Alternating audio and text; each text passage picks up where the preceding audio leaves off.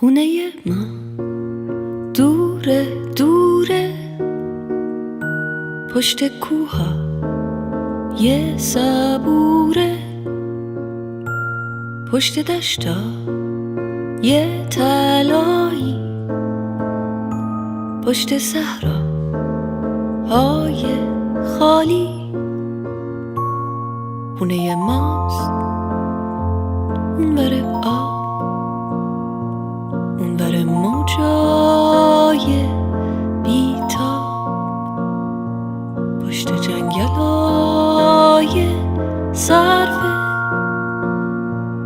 توی رویاست توی خواب، پشت اقیانوس آبی،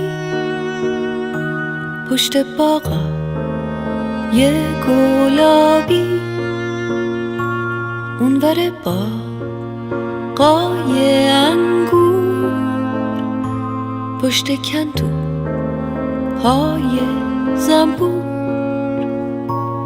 خونه ما پشت ابراست، اونور دلتنگی ماست، ته جاده های خیسه،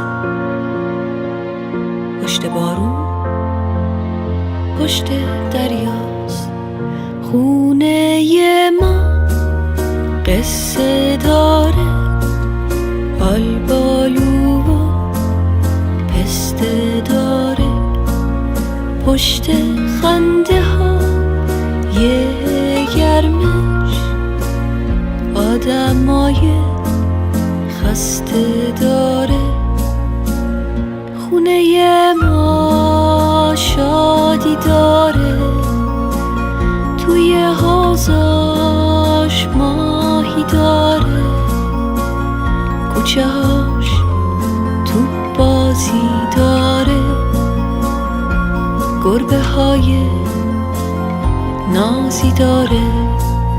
خونه ما گرم و صمیمی، رو دیواراش عکسای قدیمی، عکس بازی توی ایوون، لب دریا تو تابستون، عکس اون رو زیر بارون، با یه بغض و یه چمدون، رفتن از پیش آدمای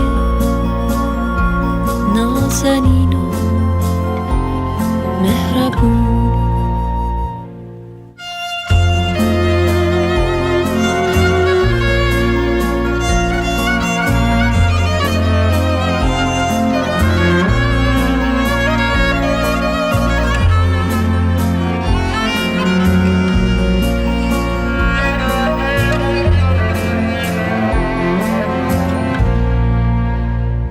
خونه ما دوره دوره،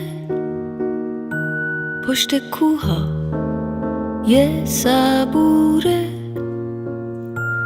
پشت دشتا یه تلایی، پشت صحرا های خالی.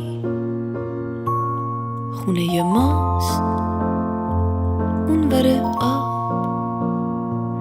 اونور موجای بیتاب، پشت جنگلای سربه،